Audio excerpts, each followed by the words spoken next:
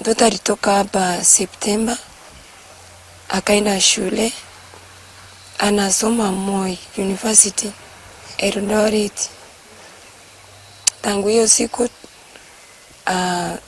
ninakuwa nikiwasiliana na mtoto wangu every day. Nampigia simu, video calling, akitoka class, before saizi wako strike, akikuwa kwa nyumba kama ametoka na video call na nionyesha kwa nyumba, ninajua kwa shule.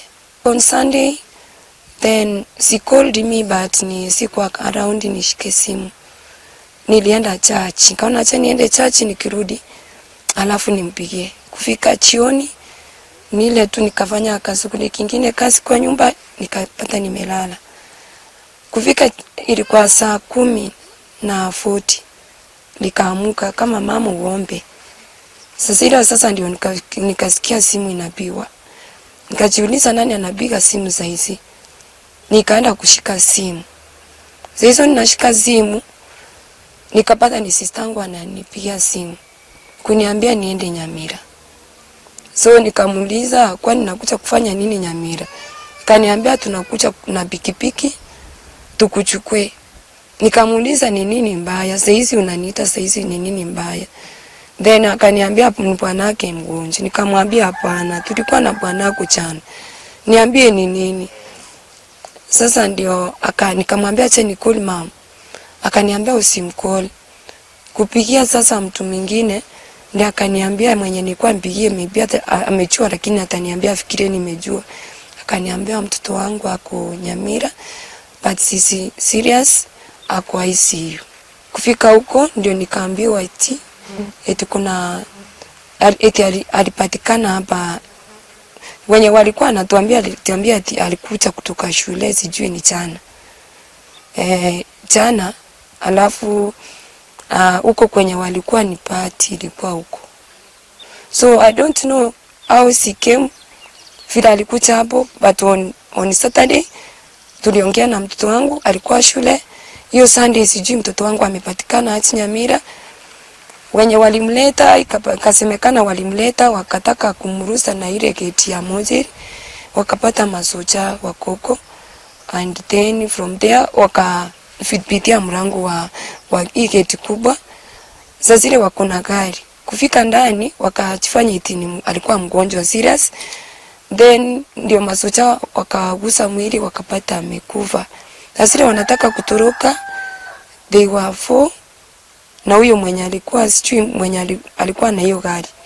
Wawili wakashikwa, na mwenye walikuwa wana suspect alishikwa na yeye. So wakapelekwa ndani, mtoto tukaenda tukamwona. Mtoto wangu yani akikuwa hata even home ni mtoto mwenye kutoka nila kuombe nafasi for some time tena arudi.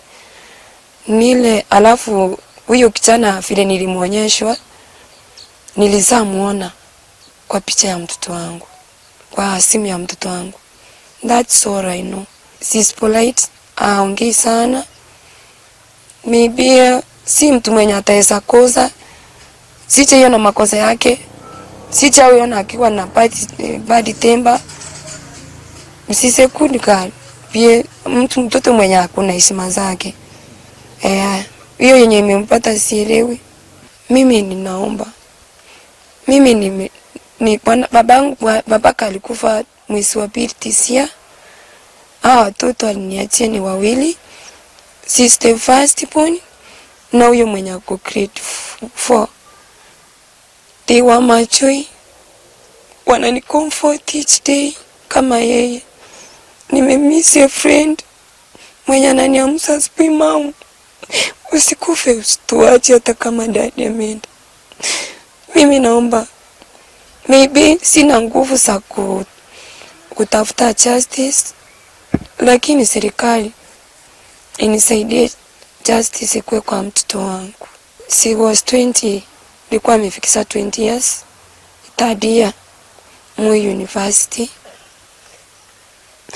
Nilikuwa na I had hopes kwa mtoto wangu. Hananga hasira mingi sana eti maybe amekosana na mtu. Yes, tumekuwa na yeye for all those years, tungekosana. Hakuna mtu angejua kama tumekosana. Tunakosana tena tunapatana, ananiambia hizo stories zisha kwa mtu hasira sana. Sasa angefanya kitu kama hiyo.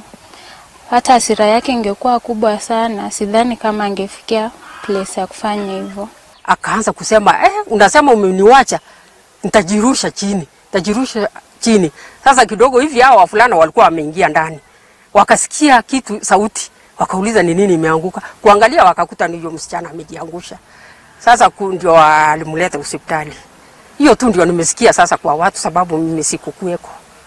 Kijana yangu siwezi kusema si ati ni sababu niko mzazi, lakini yeye ni kijana mpole, na hata huo tunaongea na yeye juu ya hiyo. Hata siku moja ameniambia mimi nimeachana na huyo msichana. Siku moja tukapata habari ya kwamba kuna shida imetokea hapo. Huyo msichana alikuja huko kwa mafuta, akaanza kujirusha. Nikasikia walikuwa wamekosana na kijana. Kujibiana, huyo msichana akataka kujirusha. Kuna mahali hapo chini, wall imejengwa, akataka kujirusha hapo chini. Sasa sisi tulipopata hiyo habari tulipata kutoka kwa wale wafanyakazi wenye wanafanya hapo kwa petrol station. Wakati hiyo msichana alikuja, mimi ndio nilikuwa mara ya kwanza mimi ndio nilimsaidia. Wakati hiyo maneno ilikuwa, hiyo msichana alikuwa mlevi. Akaanza kujirusha kwa barabara karibu gari mkanyage. Huyu kijana akakimbia akamleta. Tukaenda tukaita mamake. Kijana akakimbia akaita mamake, mamake akakuja. Wakati mamake alikuja, akaanza kumjaba. Watu walikuwa wengi, hata kuna msichana dada yake mdogo kabisa alikuwa. Wakati mamake alimjaba, kuna driver mwingine alikuwa, lakini sasa hii hayuko hapa karibu, lakini ikiwezekana atakuja na yeye ajisemee.